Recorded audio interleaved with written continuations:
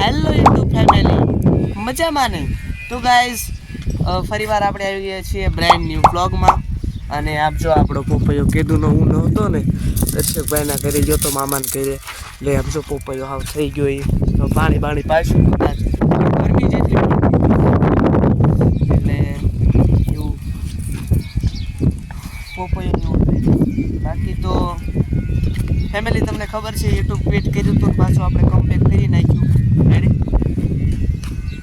ચશ્મા હું પહેરું છું ને એનું કારણ છે, મને કાંઈ આમ એન્ટ્રી પાડવા માટે નથી પહેરતો. આ જે આંખમાં હું આમ બ્લોગ આમ ઉપર પકડું ને એટલે દેડક્યો હજી છે. જો સામે જે સૂર્યપ્રકાશ નો ને સીધો મારી આંખ ઉપર આવે, આ બાજુ ઊભો હોય એટલે આંખ ખુલ્લી હોય તો આપણે આમ દેખ જોઈએ જ નહીં, એટલે પછી એન્ટ્રી પાડવામાં સમજતા હોય તો સમજજો શું વાંધો છે.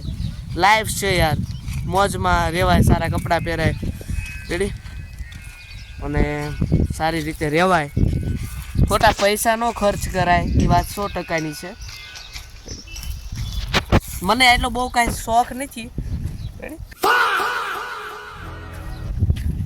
હા તો મેં કીધું હવે શોખ રાખવો છે થોડો, કારણ કે ભગવાને બધું આપ્યું છે અને ભગવાનની દયા છે ખરેખર.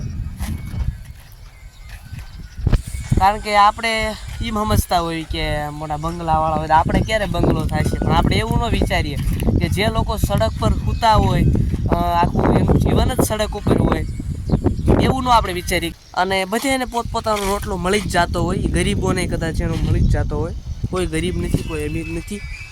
તો હવે આજનો ટોપિક શું છે? તો હવે થોડાક દિવસમાં કપાસિયા સોંપવાના છે, એ જ આજનો આપણો ટોપિક છે. બીજો કાંઈ આપણો ટોપિક નથી આજનો. ઘણા દિવસ પછી હું વાડીમાં આવ્યો કે લાઈને આટો મારો બ્લોગ એ બાને બની જાય. બીજી વાત કે તડકો બહુ પડી રહ્યો છે, એટલે થોડુંક છોકરાઓનું ધ્યાન રાખવાનું, છોકરાઓને પણ પોતાનું ધ્યાન રાખવાનું. મા બાપ કેટલું કરે, હું તો તડક્યાનો અંદર જ રહું છું, ઘરમાં જ તે, એટલે મેં કીધું લાઈને બધાને ચેતવી દઉં. બીજી વાત કે હવે ટૂંક જ સમયમાં આપણે એક નવી શરૂઆત કરવા જઈ રહ્યા છીએ. શેની શરૂઆત? તો ગાઈઝ શરૂઆતમાં તો આમ મેં કોઈ ક્રિકેટ રમતું હતું, પડ્યા છે લાકડા પીડા છે રમતું હોય વાડીમાં, મજા ન આવે. ઢેફા હોય ને, આ તો ઢેફા વાગે.